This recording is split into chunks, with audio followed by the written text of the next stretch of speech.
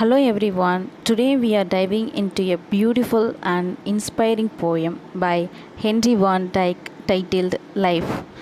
This poem expresses an optimistic and philosophical view on how one should live life, regardless of the challenges or changes. அதாவது Henry Van Dyke அப்படிங்கிறவர் எழுதின வாழ்க்கை அப்படிங்கிற கவிதையை பற்றி தான் இன்றைக்கி பார்க்க போகிறோம். என்ன தான் நம்ம வாழ்க்கையில் சவால்கள் அல்லதுனா மாற்றங்கள் வந்தாலும் அதை பொருட்படுத்தாமல் நம்ம வாழ்க்கையை எப்படி வாழணும் அப்படிங்கிறத பற்றி தான் இவர் இந்த கவிதையில் சொல்லியிருக்காரு. About the poet. Henry Van Dyke was an American author, poet, educator and clergyman. He served as a professor of English literature at Princeton University between 1899 and 1923. He was elected to the American Academy of Arts and Letters and received many other honors. Henry Van Dyke அப்படிங்கிறவர் 1852 பிறந்து 1933 இறந்திருக்காரு. இவர் ஒரு அமெரிக்க எழுத்தாளர், கவிஞர், கல்வியாளர் மற்றும் மதகுரு. இவர் 1899 1923 இடையில் பிரின்ஸ்டன் அப்படிங்கிற பல்கலைக்கழகத்தில் ஆங்கில இலக்கிய பேராசிரியராக பணியாற்றியிருக்காரு. American Academy of Arts and லெட்டர்ஸில் தேர்ந்தெடுக்கப்பட்டிருக்காரு. அப்புறம் இன்னும் நிறையா ஆனர்ஸும் வாங்கியிருக்காரு. The word sonnet is derived from the Italian word sonetto, which means a little song or small lyric. In poetry, a sonnet has 14 lines and is written in iambic pentameter, a line with 10 syllables, accented on every second beat. The first 8 lines of a sonnet is known as octave, and the last 6 lines is known as sestet. Sonnets can be categorized on the basis of their rhyme scheme. Sonnet அப்படிங்கிற வார்த்தை இத்தாலிய வார்த்தையான ஜோனட்டோ அப்படிங்கிறதுலேருந்து வந்துச்சான். அதோடைய பொருள் என்னென்னா சிறிய பாடல் அப்படின்னு அர்த்தமா. அது மொத்தம் 14 லைன்ஸில் இருக்குமா. அது அயம்பிக் பென்டாமீட்டரில் எழுதப்பட்டிருக்கான். அதாவது 10 சிலபிள்ஸ் கொண்ட ஒரு லைன். அது ஒவ்வொரு வினாடியிலையும் உச்சரிக்கப்படுகிறது. ஒரு சானட்டோடைய ஃபர்ஸ்ட் 8 லைன்ஸை ஆக்டேவ் அப்படின்னு சொல்லுவாங்க. லாஸ்ட் 6 லைன்ஸை செஸ்டட் அப்படின்னு சொல்லுவாங்க. சானட்டை அதோடைய ரைம் ஸ்கீம் அடிப்படையில் வகைப்படுத்தலாமா. Now let me explain the glossary words. Mourning, feeling or expressing great sadness. ஒரு மிகுந்த சோகத்தை உணர்றது, அப்படி இல்லைனா வெளிப்படுத்துறது. Veils, to hide or cover something so that you cannot see it clearly or understand it. எதையாவது தெளிவாக பார்க்க முடியாதபடி மறைக்கிறது. Crown, to prize or position offered for being the best. சிறந்ததாக இருக்கிறதுக்காக வழங்கக்கூடிய ஒரு பரிசோ இல்லை பதவியோ. Quest, a long search for something that is difficult to find. கண்டுபிடிக்கிறதுக்கே கடினமாக இருக்கக்கூடிய ஒரு நீண்ட தேடல். Unreluctant, willing to do something, ஏதாவது செய்ய விருப்பப்படுறது. Now let me read the full poem. Let me but live my life from year to year, with forward face and unreluctant soul, not hurrying to, not turning from the goal, not mourning for the things that disappear in the dim past, nor holding back in fear from what the future veils, but with a whole and happy heart that pays its toll to youth and age and travels on with cheer. So let the way wind up the hill or down, over rough or smooth, the journey will be joy, still seeking what I sought when but a boy, new friendship, high adventure and a crown. My heart will keep the courage of the quest and hope the road's last turn will be the best. In the first line, the poet expresses his desire to live life 1 year at a time. He wants to focus on the present without worrying too much about the future. அதாவது கவிஞர் தொலைதூரத்தில் இருக்கக்கூடிய எதிர்காலத்தை பற்றி அதிகமாக கவலைப்படாமல் இந்த வருஷத்துக்கு இருக்கக்கூடிய, அதாவது இந்த நிகழ்காலத்தை கவனம் செலுத்தி வாழணும் அப்படின்னு நினைக்கிறாராம். Not hurrying to, not turning from the goal.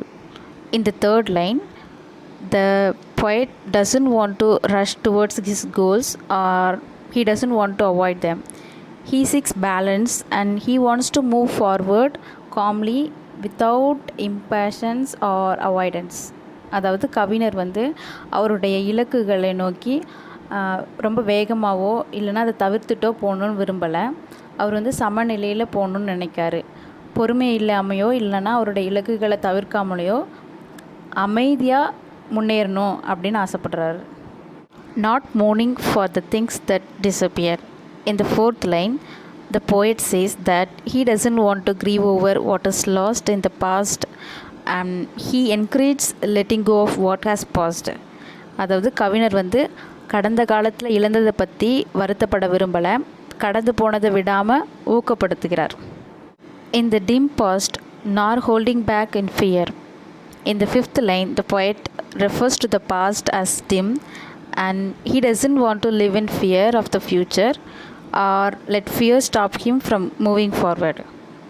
அதாவது கவிஞர் வந்து கடந்த காலத்தை மங்கலானது அப்படின்னு சொல்லிட்டு சொல்கிறாராம். அப்புறம் அவர் வந்து எதிர்காலத்தை பற்றிய பயத்திலேயே வாழணும் அப்படின்னு நினைக்கலையா. பயம் வந்து அவர் முன்னேறதை தடுத்துடக்கூடாது அப்படின்னு நினைக்கிறாரு. From what the future wails, but with a hole. In the sixth line, the poet conveys that future is uncertain like a veil that hides what is ahead. Despite this, the poet decides to embrace it fully and confidently.